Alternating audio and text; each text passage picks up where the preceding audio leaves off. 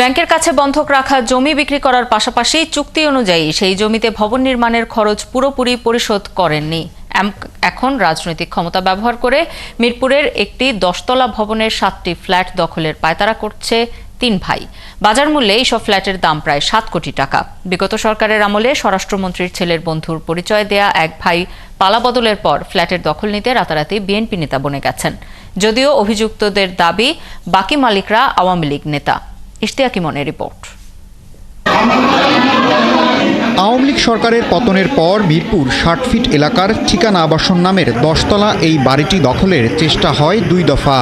দুইবারই দখলের এই চেষ্টা চালান ভবনের একাংশের মালিক কামরুল ইসলাম ও তার পরিবার।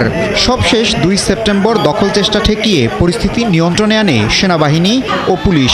এক দশক পোলাপান অস্ত্র আরও অনেক কিছু নিয়ে আইয়া আমার কইতেছে গেট খোলো। 3টা তালা আসলে ভাঙ্গা উঠে আমার মারধর করিয়া তারা উপর উঠে গেছে, খেসি গেট এটাও কাটছে। খবর নিয়ে জানা যায় ভবনটি প্রায় 6.5 কাঠা জমির উপর নির্মিত, যার 2 কাঠার মালিক ছিলেন কামরুল ইসলামের বাবা। অংশীদারিত্বের ভিত্তিতে পাশের জমিতে ফ্ল্যাট নির্মাণ হবে জেনে ওই মালিকদের কাছে 2 কাঠা জমি বিক্রি করে দেন এবং 10তলা ভবনের 7টি ফ্ল্যাট কিনে নেন। চুক্তি অনুযায়ী ফ্ল্যাটের মালিকরা নিজ খরচে ভবন নির্মাণ করেছেন, কিন্তু কামরুল ও তার পরিবার ভবন নির্মাণের অর্ধেক টাকা পরিশোধ করে ফ্ল্যাট দখলের পায়তারা শুরু করেন।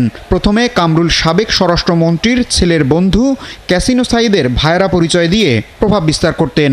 সরকার পতনের পর এখন বিএনপি নেতার পরিচয়ে পুরো ভবনই দখলে নিতে চান। সাবেক যে স্বরাষ্ট্রমন্ত্রী ওনার ছবি দেখে আমাদেরকে ভয়ভীতি দেখাইছে।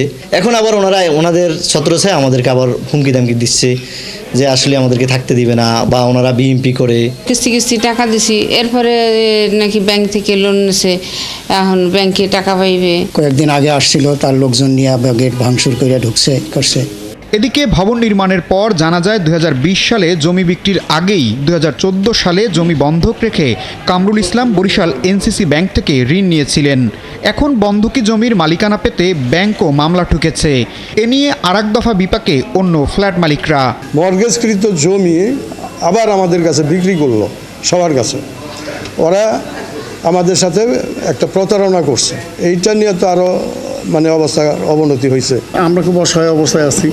আমরা তো পয়সা করে দিয়েছি, আমাদের কষ্টার্জিত পয়সা। ইভেন আমার জমি চালাইতেছে। বিষয়টি নিয়ে এলাকার মুরব্বি ও বাড়িওয়ালা সমিতি কয়েক দফা বৈঠক করেও কোনো সমাধান করতে পারেনি। আমি কামরুলকে টেলিফোন করলাম। কামরুল বলল যে ভাই আমার এটা এখন কেস চলতেছে, থানার মাধ্যমে সুরাহা হবে, সুতরাং দেখি কি হয়। কিস্তির টাকাটা দিতে ওইটা ঠিক মতো দিতে ছিল না, এলে আরেকটা কথা হলো যে পুরো ক্ষমতাটাই কামরুলের হাতে ছিল। কামরুল হিসাব কিতাব করতো, এই হিসাবটা ওনাদের 28 জন মানুষ এটা সন্তুষ্ট না। অভিযুক্ত কামরুল ক্যামেরায় কথা বলতে চাননি, তবে ফোনে দাবি করেছেন বসবাসকারী সবাই আওয়ামী লীগ নেতাকর্মী, তারাই তাকে ঢুকতে দিচ্ছে না। আমাদের বাবার জমিটা মর্গেজ ছিল ব্যাংকে, তো পরবর্তীতে আমরা তো আমার বাবার জমি বিক্রি করি নাই। আমল হোসেন আমার এলাকা পাওয়ারফুল যে আওয়ামী লীগের লিডার, গডফাদার লিডার, কি ভাইরা সবাই আওয়ামী লীগ পদ আছে, পদ নাই, ওনার ভাইরা আওয়ামী লীগের পদ আছে। বিষয়টি আদালতে নিষ্পত্তির অপেক্ষায়, কিন্তু এলাকাবাসী বলছেন কে আওয়ামী লীগ আর কে আওয়ামী লীগ নয়, বাড়িটি দখলের ক্ষেত্রে সেটাই প্রধান নিয়ামক হয়ে উঠেছে।